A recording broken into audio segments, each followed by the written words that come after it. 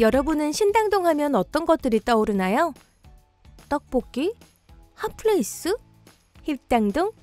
100여 년 전만 해도 신당동 하면 무녀촌, 즉 무당들이 모여 사는 동네로 더 유명했습니다. 지하철 2호선이 지나는 신당동. 이 지명에는 새로울 신자를 한자로 사용하지만 과거에는 귀신 신자를 사용했습니다. 갑오개혁 때 귀신신과 발음이 같은 새신으로 한자가 바뀐 건데요. 원래 이 지역은 구슬하고 신령을 모시는 집 신당이 많았다고 합니다. 왜 하필 이곳에 신당이 많았던 걸까요? 그 이유를 알기 위해서는 광희문에 대해 알아야 합니다. 한양 도성의 문은 주요 출입문인 사대문과 외국 사신의 출입이나 비상시 활용 등 보조 역할을 하는 사소문이 있습니다. 사대문은 동대문, 서대문, 남대문, 북대문입니다. 이 사대문 사이사이에 들어선 작은 문들이 사소문입니다. 동북 쪽에 동소문, 서남 쪽에 서소문, 서북 쪽에 북소문, 그리고 동남 쪽에 남소문이 바로 광희문이죠.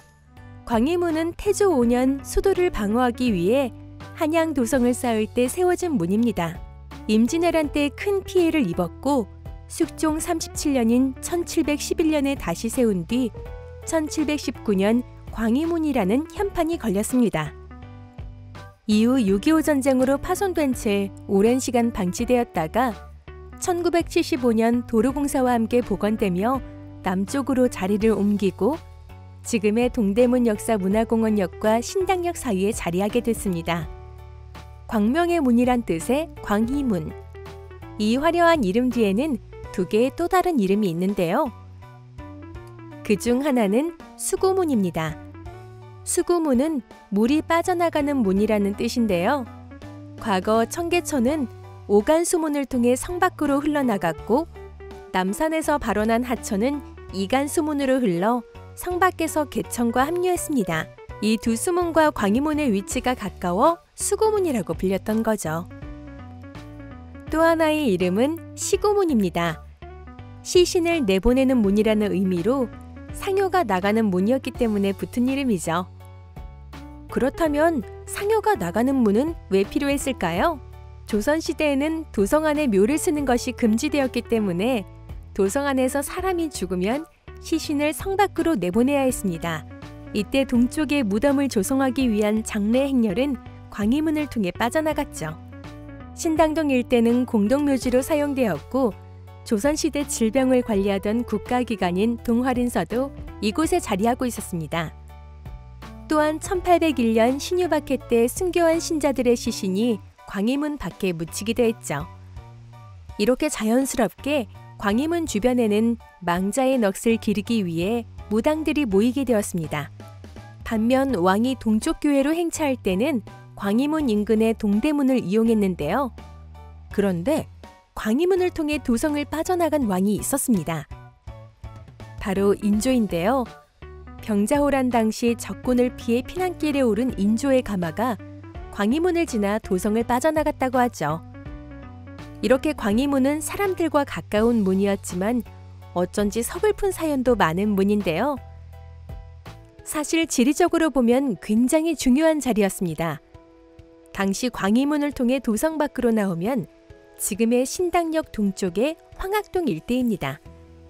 이곳은 경기도 동남부와 강원도를 연결하는 교통의 요충지였죠.